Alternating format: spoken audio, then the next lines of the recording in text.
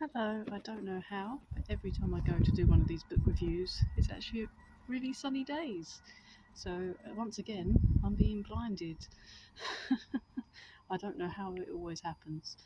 But anyway, so I have another book for you.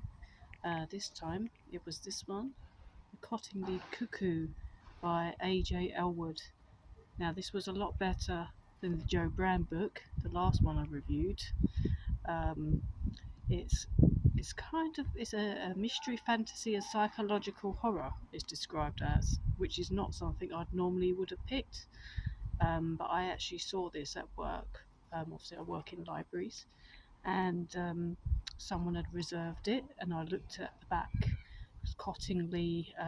Some of you might have heard of the Cottingley fairy thing, where there was pictures of fairies faked, and they were believed to be real to begin with until they discovered they were fake, just paper cutouts. Um, so this kind of is a bit inspired by that. So it's all about fairies, and that's one of my things. So in this book, there's a lady who starts a new job at a care home, and there's a really kind of weird old lady there that she starts looking after, who keeps showing her these letters from the past that are also set in Cottingley, but not about those particular ones, but another family who apparently found a fairy skeleton and they had loads of weird stuff happen to them.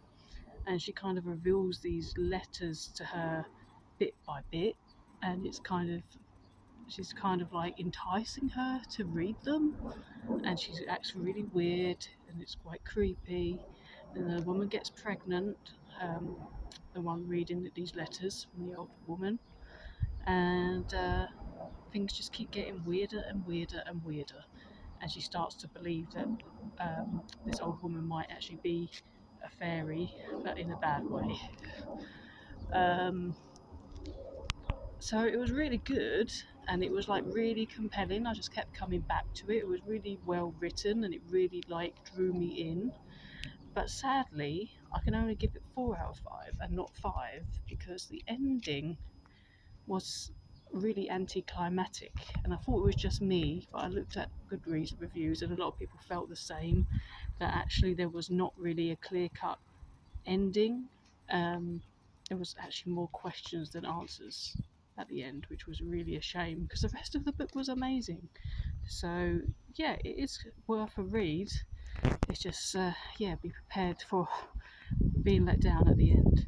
But yeah, I really like this one, apart from the end. So I'm giving it a 4 out of 5 because it was really, really riveting, and I kept picking it up. It was like, oh, what's going to happen next? And I really wanted to finish it just because I wanted to know what happened.